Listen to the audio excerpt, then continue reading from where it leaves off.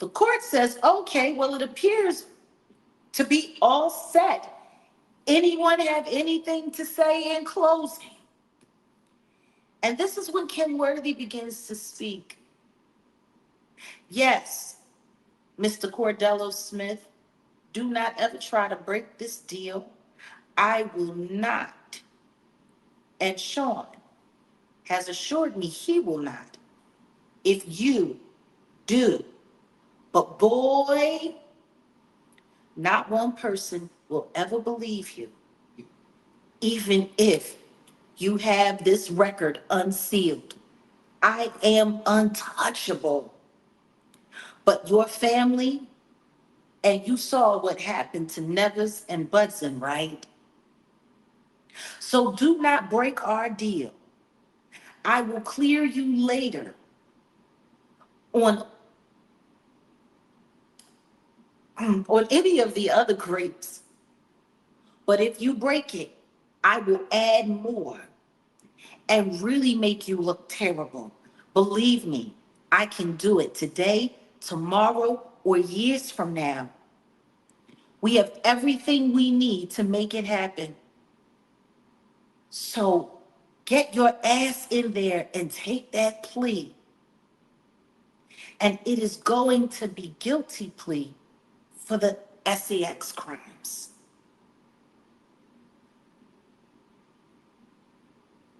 The defendant Derek says, okay, but I can assure you of this, Miss Worthy, one day this will all come back because the truth cannot be hidden. Light will always shine through the darkness.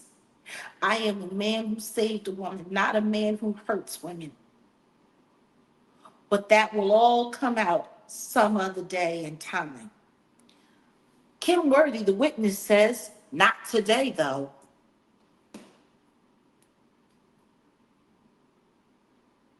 Now, y'all heard what I read you. At that time, she was a sitting judge. She sat there and threatened that man's life and threatened his family. Mm. Damn. This is in 1998. You want to know what's even wilder? There's a moment where the judge refers to Diddy as their good friend in New York.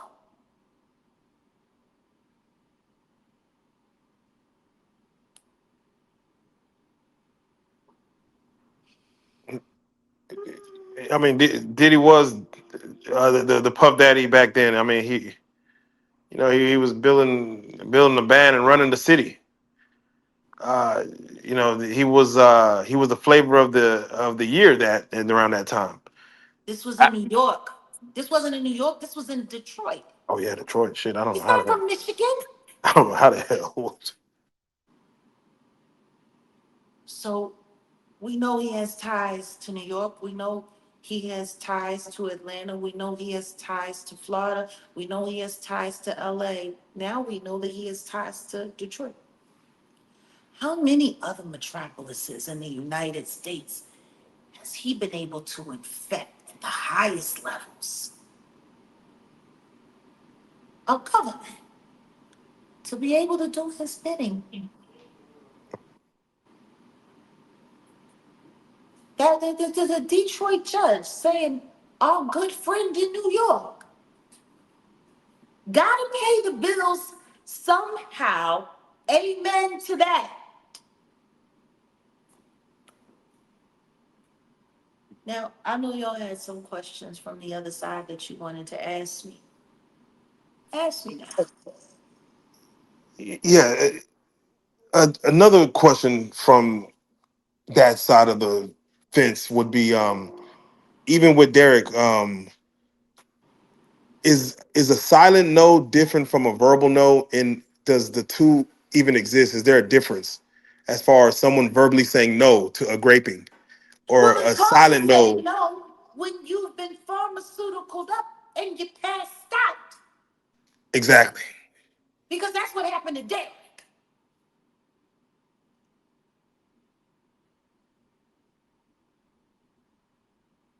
Okay.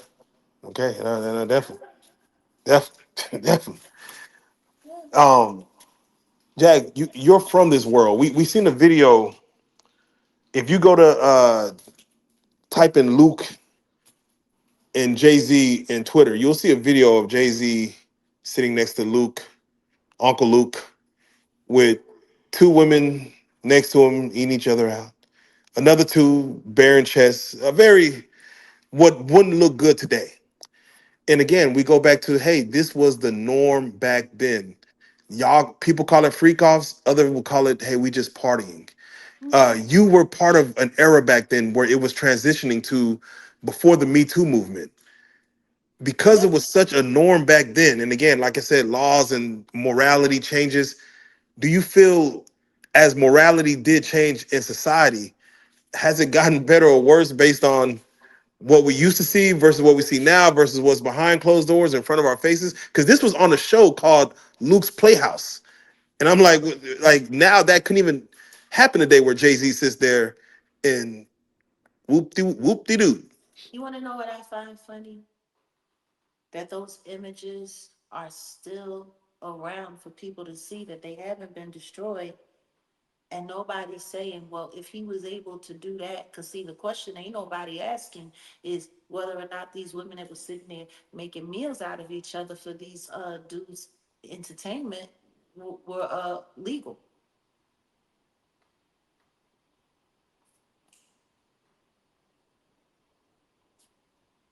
Well, nobody's even asking if they were legal. Yeah, that's man, that's a whole nother But, situation. regardless of all of that, clearly the Jigga Man was cool with being in the presence of men who did stuff like this. So why don't he claim his friend the dealer?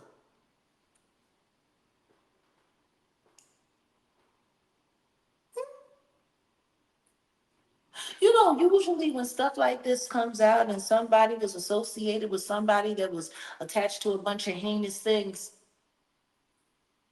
forget just saying that you weren't friends with that person. Usually you denounce the kind of behavior that they was doing and say, I'm not okay with that. And I stand with the victims. I had no idea he was doing this kind of stuff. Has anybody heard the Jigga Man say one word of protest to anything that the diddler has done at all? Nothing more than we weren't friends. A Yeah, lot of yeah, yeah. distraction. There's a lot of distraction going on right now. Lot of distraction going on right now. I'm trying to keep it as close to reality as I possibly can because see, Derek Lee Cordell Smith, that's reality. A lot of people have had a lot of things to say about me and about the this and oh man, I can't stand her talking about this. I can't stand her talking about that. No, the reason why they can't stand me talking about it is because they don't want to take responsibility for the fact that they watched it and cheered it all along and they enjoyed it for their own entertainment. That's why people have a problem with me. What, what do you say about a young Miami who has been quiet this whole time? No, And she hasn't. She wrote a letter to oh Judge yeah, yeah, yeah. Submarinian and said that Diddy was a man of God. And technically, she's almost right because he was pretending to be clergy when he went to the jail right before HSI busted into his house to go visit Derek Lee Cordello Smith as Brother Love, the clergy.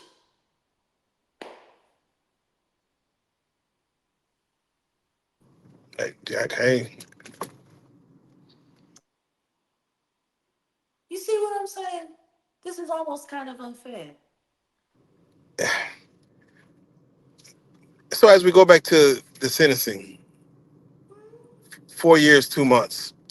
Um, once that got out there, Mhm. Diddy's gonna go sit down in, like you said, probably a low max uh, camp, fed time.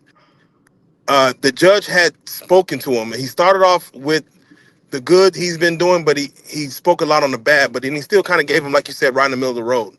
But he said he wanted to see him get out and everything he said he's gonna do and preach and be this better, uh, person in society, the punishment doesn't seem to fit what the crime, because the judge said based on sentencing, he took into account the statements of the victims. He said, yes, we know you're innocent of this RICO, but I cannot take away what I heard as No, far as it's the not that victim's he's testimony. innocent. See, and that I have a hard time dealing with. It's not that he's innocent of it. He just wasn't convicted of it. There you go.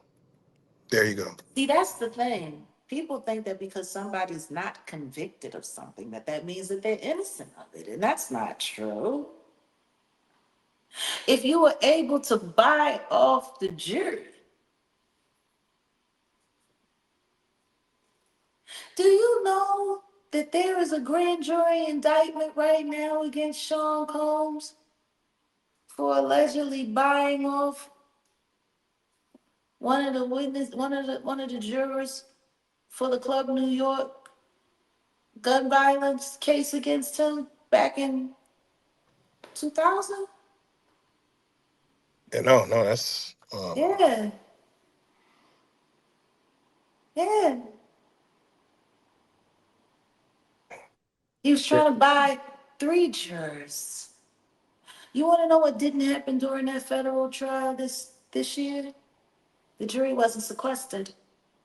There was nothing but YouTubers all over the place in that courtroom, outside that courtroom, watching what trains those jurors got on to go home.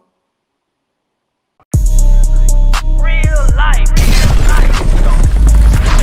If that shit ain't real life, that shit ain't life. It ain't real life. Just ain't real. Real life street stars. Know what time